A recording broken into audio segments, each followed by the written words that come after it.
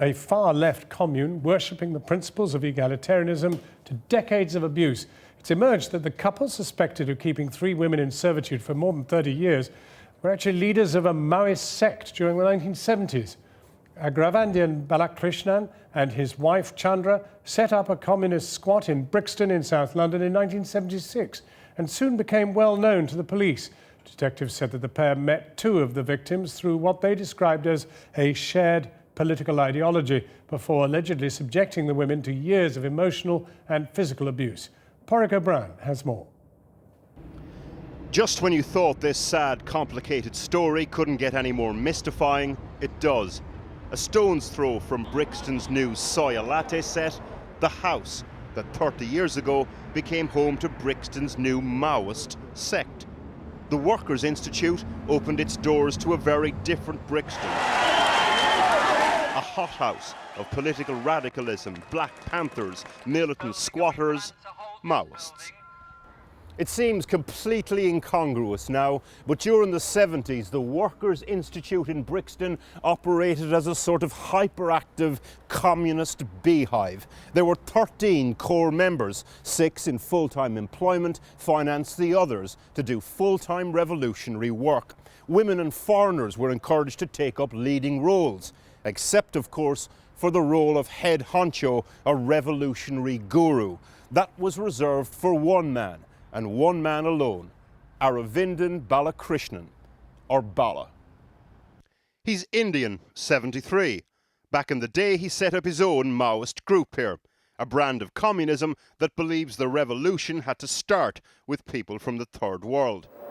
On Thursday, at this flat near Brixton, he was arrested, as was his Tanzanian partner, Chanda, for allegedly holding 3 women in what police described as invisible handcuffs.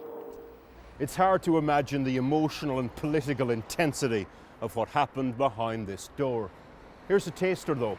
In 1977, the group issued a statement.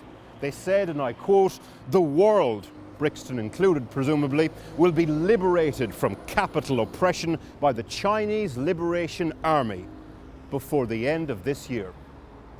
Hardly anyone locally here remembers what it was like inside. Hardly anyone, because Clifton, who runs the local newsagents, does.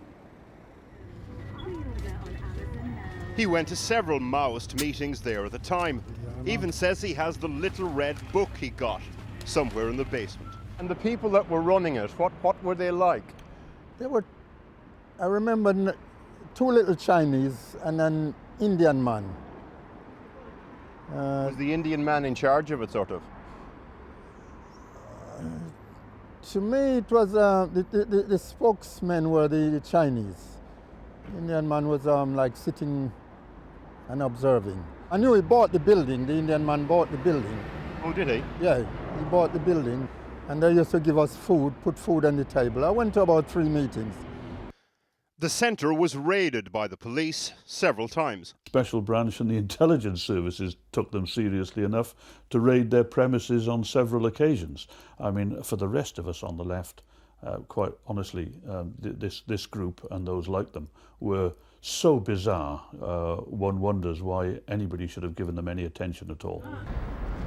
The sect disappeared in the 80s. Part of the group ended up here for a while. Neighbours say they remember being quizzed by police about an incident involving a woman who died falling out of the top floor window. Eventually they all ended up here. We know that in October 3 women were rescued from this house. We know 3 months later Bala and his partner were arrested here.